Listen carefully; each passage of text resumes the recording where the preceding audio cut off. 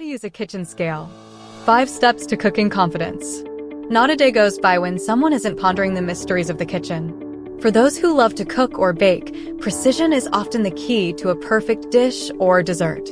You might find that using measuring cups isn't always the most accurate method, especially for certain ingredients like flour, which can compact, or liquids that could spill over.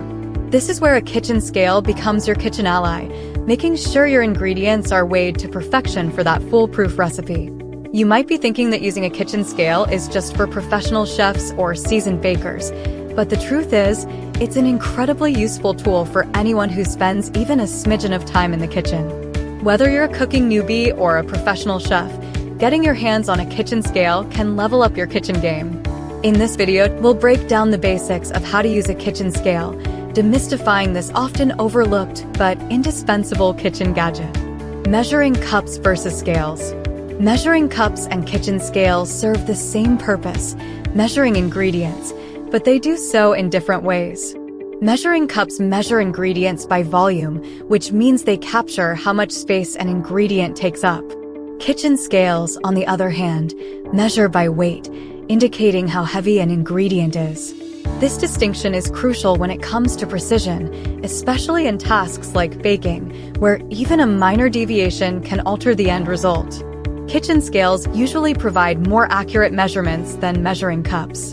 Kitchen scale advantages. 1. Precision is key. One of the biggest advantages of using a digital kitchen scale is the high level of accuracy it offers. When you're baking or cooking complex recipes, even a small mistake in measurement can mess things up. Digital scales give you precise measurements down to the gram. 2. Versatility in units. Digital kitchen scales allow you to easily switch between different units of measurement like grams, ounces, and pounds.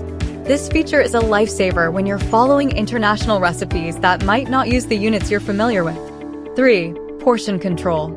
For those who are health conscious, a digital kitchen scale can help in measuring exact portions of food. This is especially beneficial for those looking to lose weight or manage their nutrition better. 4. Reduced kitchen clutter. A digital scale enables you to measure multiple ingredients in one bowl by zeroing out the scale between each item. This not only saves time, but also reduces the number of utensils you have to wash. Step-by-step guide on how to use a kitchen scale. Step 1. Set up your kitchen food scale properly.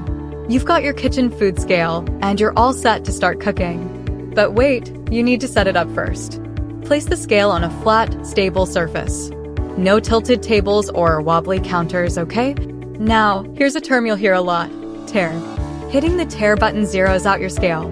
So, if you're using a mixing bowl, place it on the scale and press tare to ignore its weight.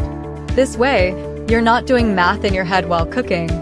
I recommend doing this every single time you add a new ingredient. Step 2. Always use the scale for dry ingredients. The first ingredient we'll weigh is a cup of flour. Pop that mixing bowl on the scale and press the tare button to zero it out. Now, using a scoop, gently add your first ingredient into the bowl until the scale shows the right weight. Let's suppose flour is 120 grams. There is no guesswork, just accurate, precise measurements. You can thank your scale for baking for this level of precision. Step 3. Toggle between ounces and grams. Many recipes will list ingredients in either ounces or grams. Don't dirty another bowl for conversions, just toggle the unit on your scale. Most kitchen scales have a button that allows you to switch between ounces and grams easily. So, if your recipe calls for 8 ounces of butter, simply press the unit button until you see Oz on the scale's display. I recommend sticking to the units listed in your recipe to maintain ingredient ratios. Step 4. Weigh your food for perfect serving sizes. One of the brilliant things about learning to use a food scale is that it can help you control portions. If you need to divide a recipe into a certain number of servings, you can weigh your food to get it just right. So, if you're making a dough that needs to be divided into 10 equal parts, first weigh the whole batch and then divide by 10. Now, you have the perfect serving size for each portion. Step 5. Minimize dirty dishes with smart tare use. The last thing anyone wants is a pile of dirty dishes. Here's where the tare function comes in handy again. Place your mixing bowl on the scale and hit the tare button. Add your first ingredient, then hit tare again. You can keep doing this for each new ingredient. Because the scale zeroes out after each tare, you can confidently add multiple ingredients into the same bowl without messing up your ratios. This way, you keep the dirty dishes to a minimum while still getting a perfect blend of all your dry ingredients. Maintenance tips. 1. Cleaning the weighing pan and drip tray. The first thing to consider is how to clean the most used parts of your kitchen scale, the weighing pan and the drip tray. I recommend turning off the balance display before getting into the cleaning process to avoid any accidental settings changes. Use a wet tissue to gently wipe down these areas. You should do this daily, if possible, to ensure that no residues affect the scale's performance over time. 2. No harsh chemicals. We all want a squeaky clean kitchen scale, but hold off on the abrasive cleaners. These can scratch the surface of the scale and potentially interfere with its accuracy. I recommend using a damp cloth or wipes with a mild detergent if you have stubborn grime that won't budge. 3. The small balance brush trick. Tiny particles or residues can easily stick to the corners and crevices of your kitchen scale. I recommend keeping a small balance brush handy for such situations. Gently brush away any particles that could affect the scale's performance. This method is especially useful for those who often weigh ingredients like flour or spices that can easily get stuck. 4.